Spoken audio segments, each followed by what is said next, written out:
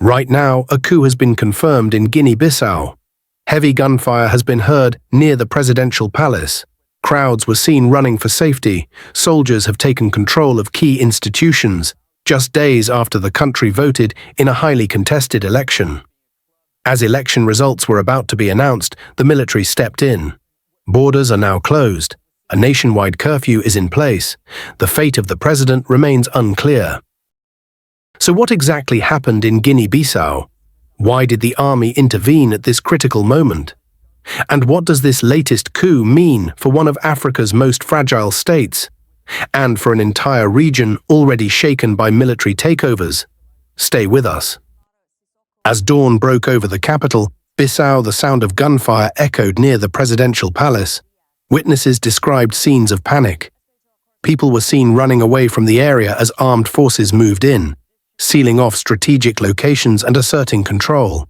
This dramatic development came just days after Guinea-Bissau held its general elections that were already surrounded by political tension and controversy. Shortly after the shooting, senior military officers appeared before the nation. Speaking from military headquarters, the group announced that they were taking power under a newly formed authority, calling itself the High Military Command for the Restoration of National Security and Public Order. Their justification was swift and explosive. According to the military's statement, they claimed to have uncovered an ongoing plan to destabilize the country, allegedly involving powerful drug traffickers. They argued that these networks were attempting to interfere with and manipulate the electoral process, particularly the presidential election results that were scheduled to be officially announced on Thursday. By their own account, the intervention was necessary to prevent national collapse. The timing, however, raised immediate questions. The presidential election had reached a critical stage. Results were expected within hours. Yet before the announcement could take place, the military stepped in and effectively froze the entire political process. At the time of the takeover, two major contenders were already claiming victory. The incumbent president, Umaro Sissoco Embaló, was seeking a second term, something rare in Guinea-Bissau's modern political history. His main challenger, Fernando Dias, also declared himself the winner even before results were formally released. This competing narrative of victory deepened the uncertainty and set the stage for intervention. As of now, the whereabouts of President Embaló remain unclear. There has been no confirmed public appearance or official address from him since the coup announcement. What is known is that the presidential palace is under heavy military guard, surrounded by presidential security forces and armed troops. The military also confirmed immediate nationwide measures. Air, land, and sea borders were closed. A curfew was imposed, communication remained limited, and fear of further violence spread quickly across the country. For many ordinary citizens, uncertainty replaced routine overnight. To understand why Guinea-Bissau descends so easily into moments like this, one must look beyond elections and soldiers and into the deeper structure of the state itself. Guinea-Bissau is one of the poorest countries in the world. Despite its natural coastal position, most of its citizens live in poverty, with limited access to basic services. According to analysts, drug money has repeatedly seeped into both politics and the military. This is not speculation without precedent. A few years ago, a U.S. drug enforcement agency sting operation implicated senior figures within Guinea-Bissau's navy. The country's naval chief at the time was accused of facilitating the trafficking of tons of cocaine through national waters. Despite the enormous wealth generated by these illegal flows, very little, if any, has ever reached the general population. Most citizens remain locked out of economic progress. During the recent election campaign, both the incumbent president and his challenger promised improved living conditions and better distribution of wealth.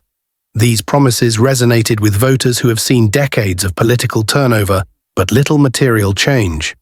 Yet history has taught many citizens to remain skeptical. Since gaining independence from Portugal in 1974, Guinea-Bissau has experienced multiple successful coups and numerous attempted ones. Civilian governments have repeatedly been interrupted by military force, creating a cycle of instability that undermines trust in democratic institutions. This latest coup fits a familiar pattern. While polling day itself was reportedly calm, civil society groups have long questioned whether the election process was truly free and fair. one of the country's most influential political parties, the PAIGC, was unable to field a candidate in the presidential race. For many observers, this exclusion alone represented a major blow to electoral legitimacy. Opposition voices were limited, political space was constrained, and while international observers, including representatives from ECOWAS, initially praised the election as peaceful, domestic civil society groups strongly disagreed. They argued that calm does not equal fairness. This disconnect has fueled growing resentment toward regional bodies like ECOWAS, portrays itself as a corrective force, stepping in where institutions have failed. We have seen this logic play out repeatedly across the region. In Niger, in Mali, in Burkina Faso. Each case is different, but the underlying thread is the same: public frustration with elections that fail to deliver real change, combined with deep economic hardship and weak state institutions. In Guinea-Bissau, these conditions have existed for decades. What makes this moment particularly volatile is uncertainty. It is still unclear whether this coup will hold, whether counterforces will emerge, or whether negotiations will take place behind closed doors. Previous attempted coups have sometimes strengthened the very leaders they aim to remove. But today, one fact is undeniable. The military is in charge. As citizens wait under curfew, borders remain sealed, and the election process stands suspended, Guinea-Bissau once again finds itself at a crossroads. Will this intervention lead to renewed instability, or will it reset a broken political system? For ordinary people, farmers, traders, students, families, the concern is not ideology, but survival. Economic disruption, insecurity, and international isolation are the immediate risks that follow any military takeover. And for a region already saturated with coups, the implications extend far beyond Guinea-Bissau's borders.